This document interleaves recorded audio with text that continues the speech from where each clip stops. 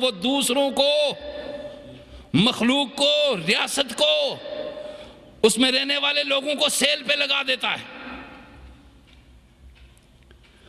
قرض لیتا، ہضم کرتا اور انسانیت کو بیچتا رہتا ہے،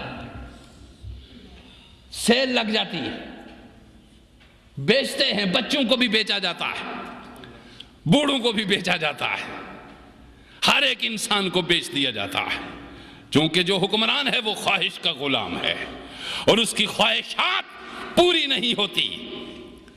بہت نکلے میرے ارمان لیکن پھر بھی کم نکلے، ہزاروں خواہشیں ایسی کہ ہر خواہش پہ دم نکلے، ہزاروں خواہشیں ایسی کہ ہر خواہش پہ دم نکلے، بہت نکلے میرے ارمان لیکن پھر بھی کم نکلے۔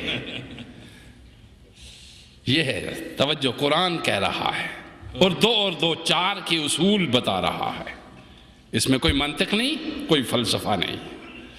ارشاد فرمایا خلافت خلیفہ کے لیے عقل کامل ہونا ضروری ہے، عقل کے لیے ترک شہوات بھی ضروری ہے اور ترک خواہشات بھی ضروری ہے۔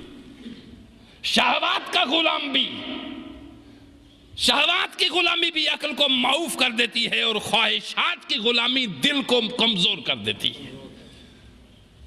آپ کو سمجھ آئی میری بات کی؟ یہ دونوں چیزیں، تو یہ پہلی دونوں چیزیں جو خلیفہ کے لیے ضروری تھی، یہ حسین کے اندر تھی یا یزید کے اندر تھی؟ ذرا بات بتائیے جی، ذرا توجہ دیجیے، یہ کس کے اندر تھی؟ خواہشات کا غلام یزید تھا یا حسین تھے؟ شہوات کا غلام یزید تھا یا حسین تھے؟ مجھے بتائیے۔ تو خلافت کے لیے فٹ کون تھا؟ وہ جس کا عقل بھی کامل تھا اور دل بھی، اور یہ عقل کی درستگی اور کمال شہوات کے ترک سے حاصل ہوتا ہے، زانیوں کو یہ حاصل تاریخ بھی بتاتی ہے، ہر فرد بتاتا ہے کہ یزید انتہائی بدکار، شراب کا رسیہ، ظالم، سفاک، اس کے اندر وہ ساری چیزیں موجود تھی جو آج 52 اسلامی ملکوں کے چیدہ لوگوں میں موجود ہیں۔ جی ساری چیزیں موجود ہیں، جو خلافت تو ہے نہیں، دھکا شاہی ہے، سکہ شاہی ہے۔ جی ارشاد فرمایا گیا عقل کامل، اب بات یہ بتا رہا ہوں آپ کو، اس کو ذہن میں رکھنا ہے، آپ نے یاد رکھنا ہے۔ عقل کس کی کامل تھی، یزید کی یا حسین کی؟ چونکہ کسی شرابی کی عقل کامل نہیں ہوتی، اس لیے شراب پہ سزا اور کوڑے اور درے اس لیے رکھی ہے کہ کل مسکر حرام، ہر وہ شے جو اس نفس انسانی کو تباہ کرے۔ تو کھڑا ہو کر یہ کیوں نہیں کہتا بھئی شراب میں نے پی ہے، میں نے اپنی ستیہ ناش کی ہے، تو کوڑے مجھے کیوں مارتا ہے؟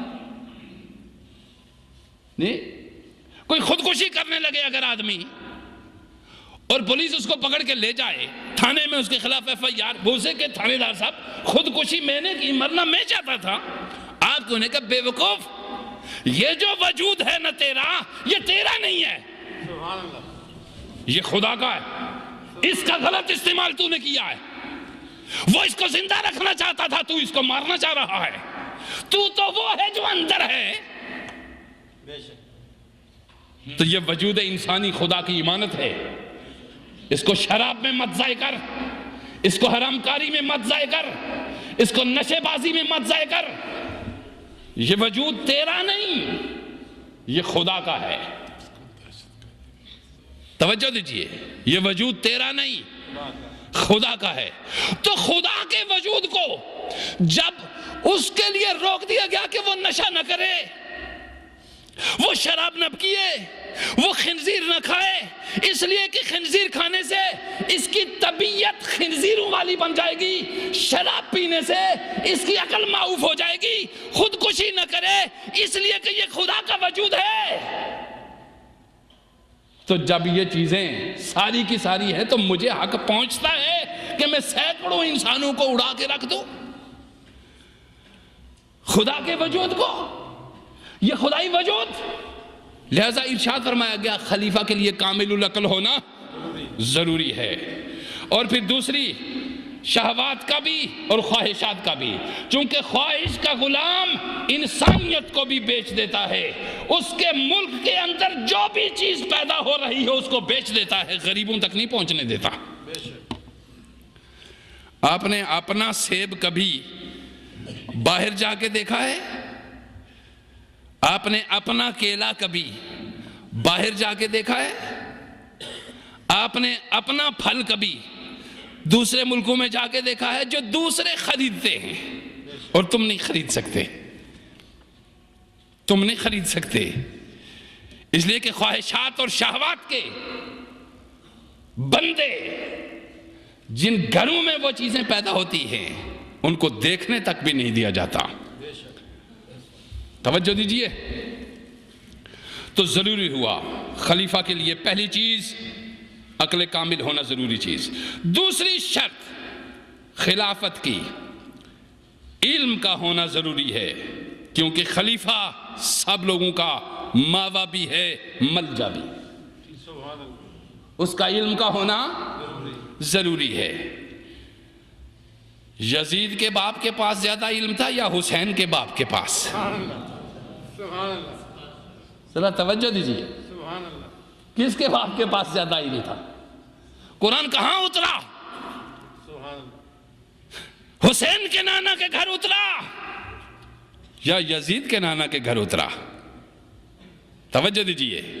وہ قرآن جو دعویٰ کرتا ہے لا رطب ولا یابس الا فی کتاب مبین, کوئی خشک و تر ذرہ بھی ایسا کائنات میں نہیں ہے جس کا علم میں نے اس قرآن میں جمع نہیں کر دیا. وہ قرآن اتنا زبردست قرآن تھا, وہ عالم قرآن کا حسین اتنا زبردست عالم تھا کہ سر نیزے کی نوک پہ چڑھا ہوا ہے, چوک پہ چڑھا ہوا سر, اس میں کوئی تعلق نہیں, کوئی کنیکشن نہیں ہے, خون آلود سر ہے, مگر جا اس نیزے کی نوک پہ تلاوت کی آواز آ رہی ہے. توجہ دیجیے. آپ نے دیکھا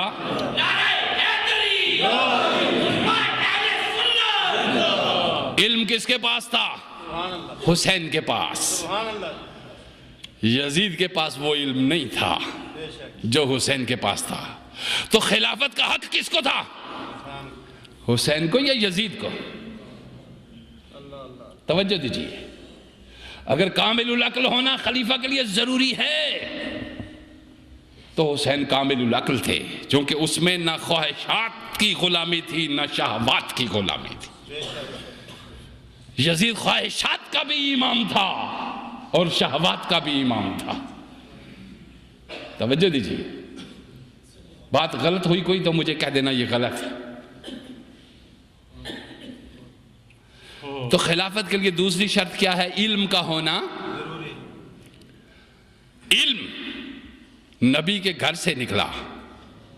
قرآن حسین کے نانا پہ اترا, جس قرآن کا یہ دعویٰ ہے کہ کوئی پتا بھی کسی جگہ حرکت کرے. وہ قرآن ابن عباس سے کسی نے پوچھا کہ قرآن کے علم کی انتہا کیا ہے؟ کہا انتہا کا پوچھتا ہے تو, اس کی تو انتہا کوئی نہیں. میں اتنا جانتا ہوں کہ میرا اونٹ اگر کھل کے رسی پاؤں کی لے کر کہیں چلا جائے اور رسی کسی صحرا میں چھوڑ کے آ جائے, میں اس رسی کو تلاش کرنے صحرا میں نہیں جاؤں گا, بلکہ قرآن میں دیکھوں گا کہ میرے اونٹ نے آج جانا کدھر تھا, رسی کہاں رکھی ہے. توجہ دیجیے. سنو سنو. تو آپ کو علم ہے, اور یہ قرآن نازل کہاں ہوا؟ نبی بھی اوپر. اس نبی سے فیض کس نے حاصل کیا؟ حسین نے یا یزید نے؟ جی کمپیریزن کریں ذرا, دیکھیں ذرا. وہ قرآن کہ جس کو نیزے پہ چڑھ کے اس نے سنایا, وہ قرآن جس کے لیے وہ علم جو نبی کے سینے میں نازل ہوا, اس نبی نے واشگاف دو